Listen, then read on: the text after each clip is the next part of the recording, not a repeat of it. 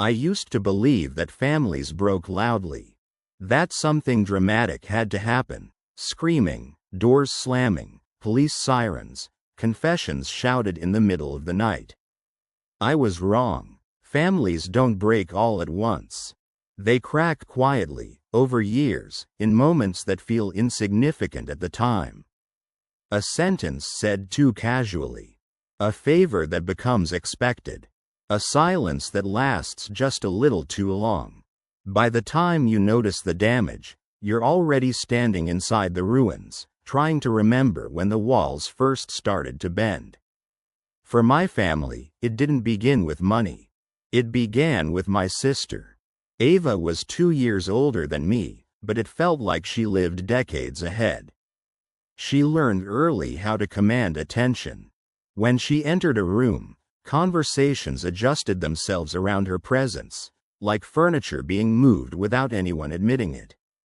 People leaned in when she spoke, smiled when she laughed, remembered what she said. I learned something else early. If Ava was talking, I didn't need to.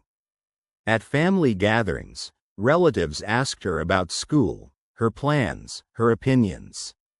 They asked me practical questions. How work was going, whether my car still ran, if I'd fixed the sink yet. It wasn't cruelty. It was gravity. Ava pulled people toward her without trying. I orbited. Our parents never meant to raise us differently. They loved us both. I know that. I believe it even now. But love doesn't erase imbalance. My father admired ambition. My mother admired confidence. Ava had both. I had reliability. When something needed to be done, I did it. When something needed to be decided, Ava decided it. At dinner, she told stories. I passed the salt. No one noticed the pattern forming, because nothing seemed wrong. Families don't question systems that function. And ours did, until it didn't. My father's health declined slowly, like a sunset you don't realize you're watching until the light is already gone. It started with fatigue, then appointments, then words like dialysis and chronic and long-term management. The hospital became a second home. Ava visited when it fit her schedule, when she could make it count.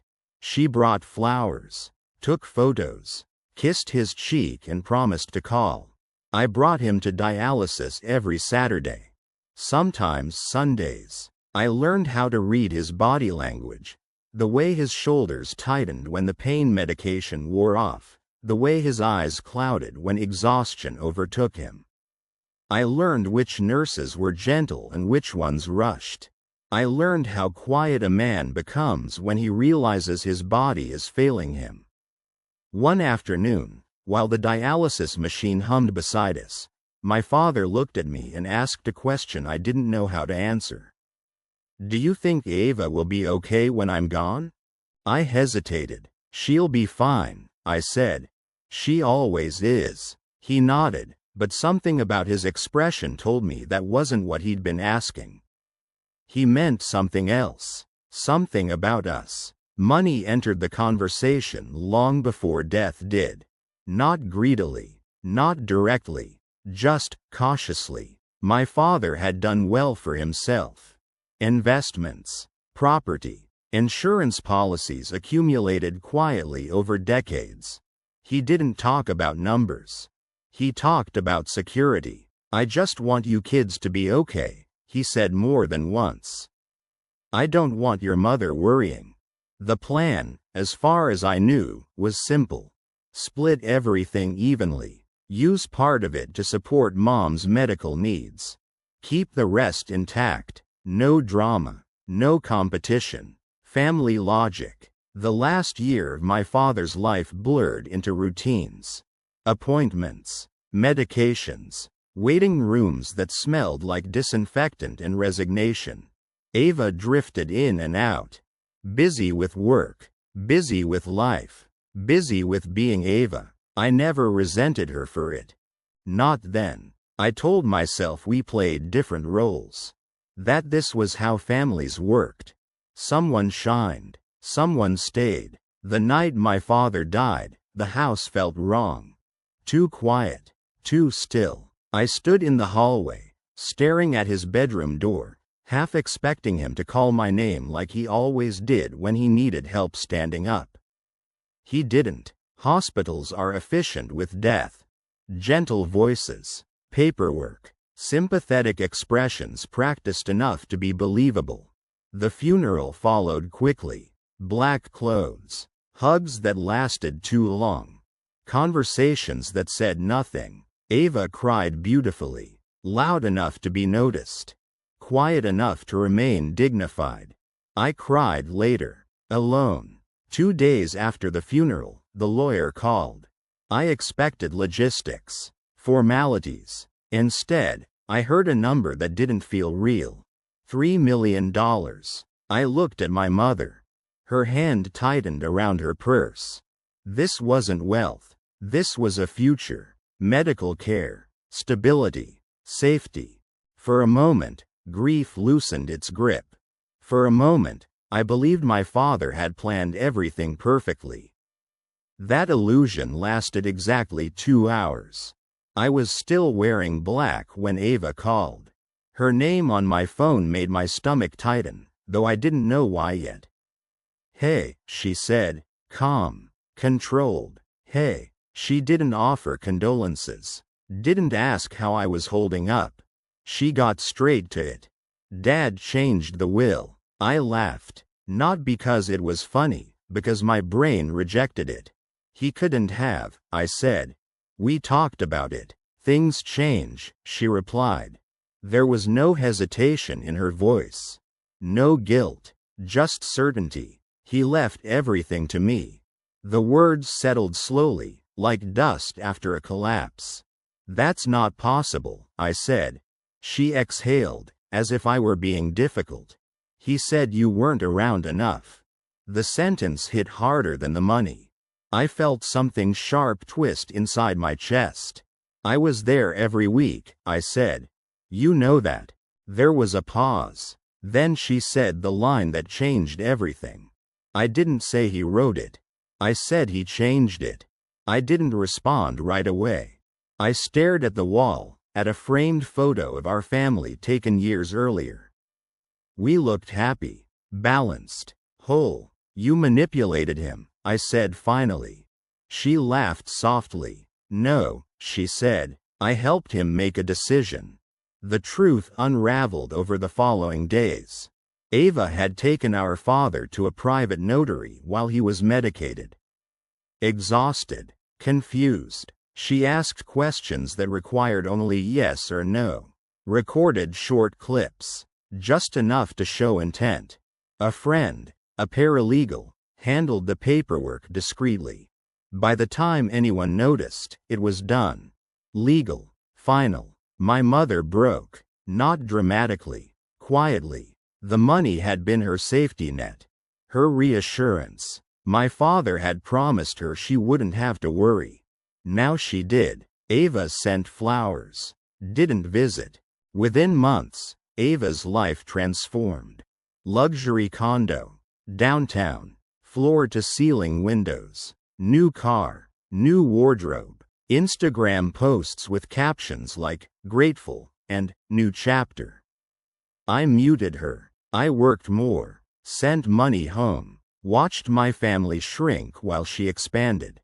We didn't fight. That was the cruelest part. We simply stopped existing to each other. No holidays, no calls, no explanations, just silence. I learned something important during that year. Greed doesn't look like rage. It looks like justification, like calm voices and legal documents. Like someone convincing themselves they deserve what they took. By the time winter came, Ava had vanished from our lives completely. I assumed that was the end of it. I was wrong, because karma doesn't rush, it waits. There's a moment after betrayal when your mind keeps searching for an explanation that doesn't exist. Not because the truth is unclear, but because accepting it means accepting who someone really is.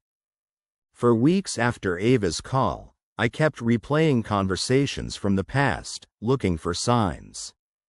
A comment I ignored, a look I misread, a warning I didn't want to hear. I wanted to believe there had been a misunderstanding. There wasn't. The legal documents arrived in a thin envelope. That should have been my first clue. Something that erased an entire family legacy shouldn't have fit into so little space. I sat at the kitchen table with my mother while she read the pages slowly, her lips moving as if the words might soften if spoken quietly. They didn't. The will was clear, clean, precise. Ava's name appeared everywhere mine should have been. The date, recent, too recent. My mother asked the question I couldn't bring myself to say. When did he sign this?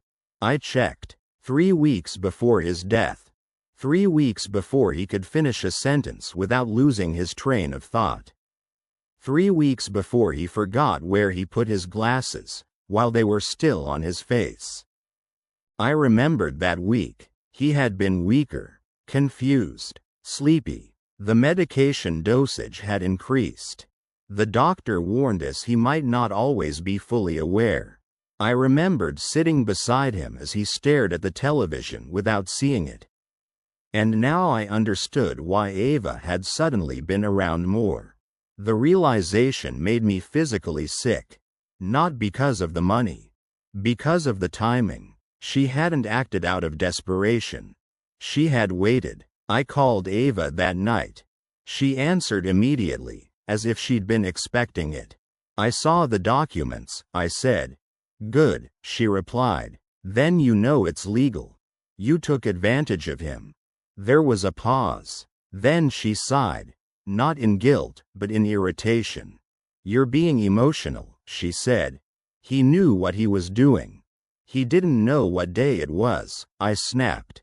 He asked me if Mom was still alive. Silence. Then, calmly, he trusted me. That was when I understood. She believed that. Ava had always interpreted trust as permission. If someone didn't stop her, it meant they agreed. If someone didn't fight back, it meant they accepted the outcome. She wasn't cruel in her own mind.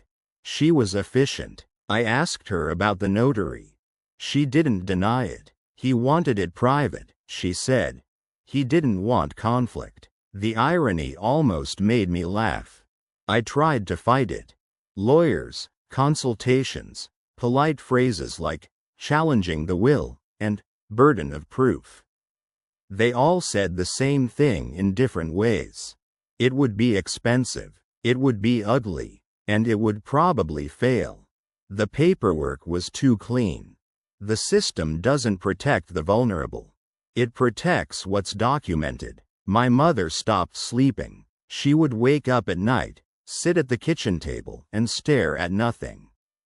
The future she'd been promised had disappeared quietly, without explanation. Medical bills didn't care about fairness. They arrived on time. Ava didn't call, didn't check in, didn't ask how Mom was doing. Instead, photos appeared online. A balcony view, champagne glasses, city lights. Her captions talked about freedom and new beginnings. I stopped feeling angry. I started feeling numb. Grief changes shape when it's mixed with betrayal. It doesn't explode. It corrodes. It eats at you slowly, convincing you that fighting is pointless. That silence is safer. One afternoon, while sorting through my father's belongings, I found a notebook. It wasn't a journal, just lists, numbers, reminders. At the back, in shaky handwriting, was a sentence that stopped me cold. Make sure Ava and him are both okay. Not Ava, not me, both. I sat on the floor and cried for the first time since the funeral. Not loud, not dramatically, just enough to let the truth settle. My father hadn't chosen her over me. She had chosen herself over everyone. The months that followed blurred together. I took on extra shifts, cut expenses, learned which bills could wait and which couldn't. Ava moved into her condo officially. We saw it once, not in person, but in an online real estate feature she shared proudly. Modern, expensive, untouchable. People congratulated her. They didn't know, and even if they did, they wouldn't have understood. From the outside, she looked successful. From the inside, she was already building on something unstable. The first crack appeared quietly. A letter, not to us, to her. A government logo. Neutral language. She ignored it. She always did. The second letter came a month later. This time, she called. Her voice was tight. "They're asking questions," she said. I didn't respond. "I just need you to confirm Dad was clear-headed," she continued. "That he knew what he was doing." There it was. The ask. I imagined my father sitting in that chair, nodding without understanding. I imagined Ava holding the phone, recording. I imagined my mother crying at the kitchen table. "I won't lie," I said.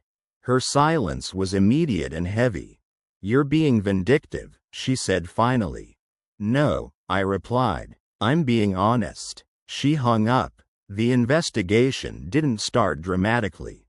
No accusations. No confrontations. Just requests. Documents. Clarifications. Timelines. The kind of questions that don't go away when ignored. Ava's confidence began to crack. Her posts became less frequent. Her captions shorter. Then they stopped entirely. She called again weeks later. Crying. "They're freezing accounts," she said. "I didn't know it would turn into this." That was the first time she sounded like a child. Lost. Afraid. Human. I felt something then. Not satisfaction. Not joy. Relief. Because the truth was finally louder than her story. "I can't help you," I said. "You're my brother," she replied. I closed my eyes. "That didn't stop you." She didn't call again. The system continued doing what it does best. Slowly. Relentlessly. Without emotion. Months later, a notice arrived. The inheritance was under formal review. Transactions flagged. Assets frozen. The condo listed. My mother cried again. This time, not from loss. From release. Not because justice had been served, but because the lie had finally ended. Ava disappeared completely after that. No messages. No explanations. Just absence. People like to imagine karma as something dramatic. Public humiliation. Revenge. Punishment. But karma isn't loud. It doesn't shout. It removes support. It lets gravity do the rest. I realized then that Ava hadn't been punished. She had simply been left alone with the consequences of her choices. For the first time in her life, there was no one left to protect her from them. And that was when I understood something else. This story wasn't about money. It never was. It was about control. About who gets to decide what matters. Ava had rewritten the past. Now the future was correcting her. The fall wasn't sudden. It was inevitable. People assume downfall looks dramatic. They imagine headlines, shouting, public scenes. In reality, collapse is administrative. It begins with emails that don't smile back. Letters that use careful language. Accounts that no longer open when you expect them to. Ava's downfall started with silence. The condo went on the market quietly. No announcement. No explanation. Just a listing that disappeared and reappeared with a lower price. I knew because a coworker sent me the link without realizing what it was. "Isn't this your sister's place?" he asked. I didn't reply. Ava called me late one night.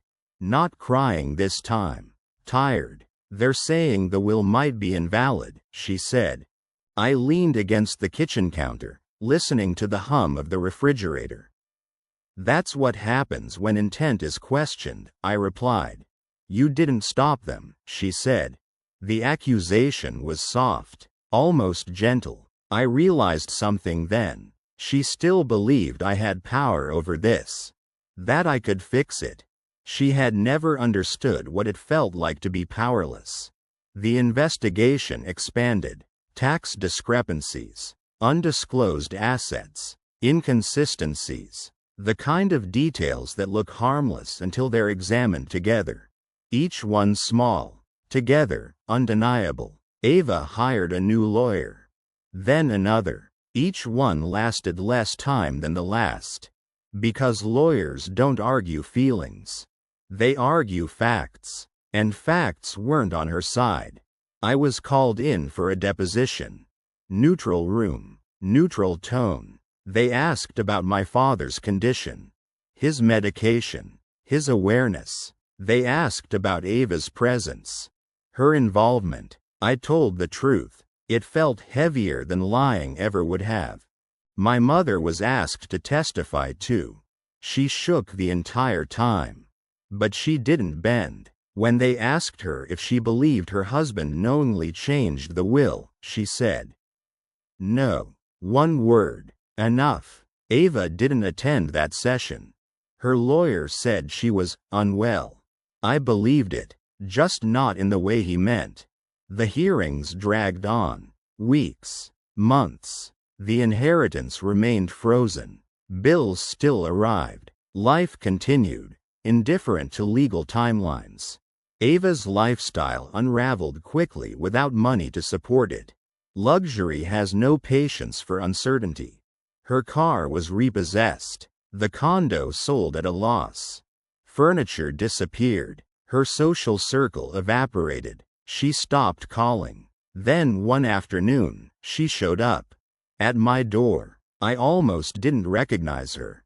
She looked smaller. Not physically, emotionally. Her confidence, once effortless, now seemed forced. She didn't hug me, didn't apologize. She just stood there, waiting. "I need somewhere to stay," she said. The words tasted unfamiliar coming from her mouth. I looked at her and saw something I'd never seen before. Fear. "I can't," I said. Not angrily, not triumphantly, simply honestly. She nodded slowly, as if she'd expected that answer. As if, somewhere deep down, she knew this moment would come. "Do you hate me?" she asked.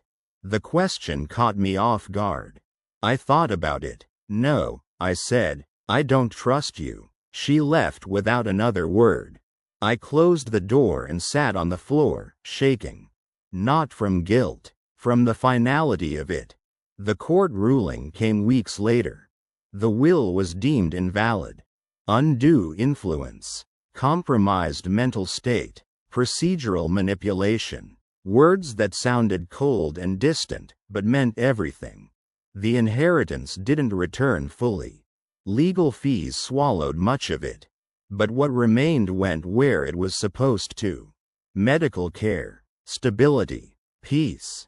Ava received nothing, not because she was punished, but because she had disqualified herself. She tried to appeal. Then she ran out of money.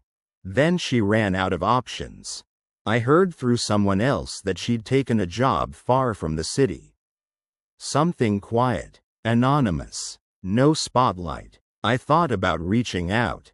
I didn't. Some bridges burn quietly, but they still burn. The strangest part wasn't watching her fall. It was realizing how little space she occupied once she did. Her absence was lighter than her presence had ever been. My mother's health stabilized. The house felt calmer. Grief remained, but it wasn't poisoned anymore. One evening, while cleaning out old boxes, I found another note from my father. This one addressed to no one in particular. "Take care of each other. Don't let money decide who you are." I laughed softly. Too late, and yet, right on time. Ava called once more. Months later. No drama. No tears. "I'm sorry," she said. It sounded real. It also sounded insufficient. I know, I replied. And for the first time, that was enough. We didn't reconcile. We didn't rebuild. Some damage isn't meant to be undone. It's meant to be learned from. I understood then that karma doesn't seek revenge. It restores balance. Quietly, impersonally. Ava lost everything she gained dishonestly. I gained something else. Clarity. The story people tell about us would be simple. Money, betrayal, justice. The truth was more uncomfortable. We were always this family. The money just revealed it. And once revealed, there was no going back. Only forward. There's a strange moment after everything ends. Not the dramatic ending people imagine. Not a celebration. Not relief. Just quiet. The kind of quiet that makes you realize how much noise you were living with before. The house felt different once the court case was officially over. Not happier. Lighter. As if something heavy had finally been removed from the walls. My mother slept better. So did I. We didn't talk about Ava much anymore. Not because it hurt too much, but because there was nothing left to say. Grief changes shape over time. At first, it screams. Later, it whispers. Eventually, it becomes a familiar shadow that follows you, not threatening, just present. I went back to work fully. Routine helped. Normal conversations helped. People asking about weekend plans instead of legal updates helped. Life, indifferent as always, kept moving. One afternoon, my mother asked me something unexpected. Do you ever wonder if we failed her? She wasn't accusing, just wondering. I thought carefully before answering. Yes, I said, but not in the way you think. We didn't fail Ava by not giving her money. We failed her by letting charm replace character. By mistaking confidence for strength. By avoiding hard conversations because she was difficult. Money didn't corrupt Ava. It exposed her. And maybe that was the hardest truth to accept. That the villain of the story wasn't created by greed. It was revealed by it. Months passed. Then a year. The inheritance, reduced but intact, did what it was meant to do. Paid bills. Covered care. Bought time. Nothing glamorous. Everything necessary. Sometimes I imagined what Ava would have done with the rest of it. The vacations. The parties. The photos meant to look effortless. And I realized something else. She didn't just lose the money. She lost the audience. People like Ava don't crave wealth. They crave validation. Money is just the loudest way to get it. I received a letter one morning. No return address. Handwritten. I knew who it was from immediately. It was short. No excuses. No explanations. Just a few sentences. I'm not asking for forgiveness. I don't deserve it. I just want you to know I finally understand what I lost. Ava. I didn't respond. Not out of anger. Out of acceptance. Sometimes closure doesn't require dialogue. I folded the letter and placed it in a box with my father's notes. Not as a reminder of pain, but as a record of truth. Years later, someone asked me about the inheritance. They'd heard rumors. They wanted the story. I gave them the short version. My sister betrayed us. The money came back. Justice was served. They nodded, satisfied. But that wasn't the real story. The real story was about restraint. About choosing not to become bitter. About learning when silence is stronger than confrontation. It was about understanding that winning doesn't always feel victorious. Sometimes it just feels necessary. I never saw Ava again. Not in person. I heard she moved states. Changed jobs. Lived quietly. No spotlight. No drama. I hope she found peace. Not because she deserves it, but because carrying hate for her would mean she still had power over me. My father once told me something I didn't understand until much later. Character, he said, is what you do when no one is watching, and what you refuse to do when everyone is. Ava chose spectacle. I chose stability. Neither choice was accidental. If there's a lesson in all this, it isn't about inheritance, or money, or even betrayal. It's about boundaries. The quiet courage of saying no. The strength of letting consequences unfold without interference. Karma didn't ruin Ava. She ruined herself by believing rules were for other people. Karma just closed the account. Families don't break over money. They break over values. Money just speeds it up. Today, the house is peaceful. My mother gardens. I cook more than I used to. Life is ordinary, and that feels like a victory. I don't tell this story often, but when I do, I don't frame myself as the hero. Heroes seek glory. I sought balance, and in the end, that was enough. Because when the money was gone, when the lawyers stopped calling, when the drama faded, what remained was something Ava never learned how to value: a clear conscience. And that, it turns out, is priceless.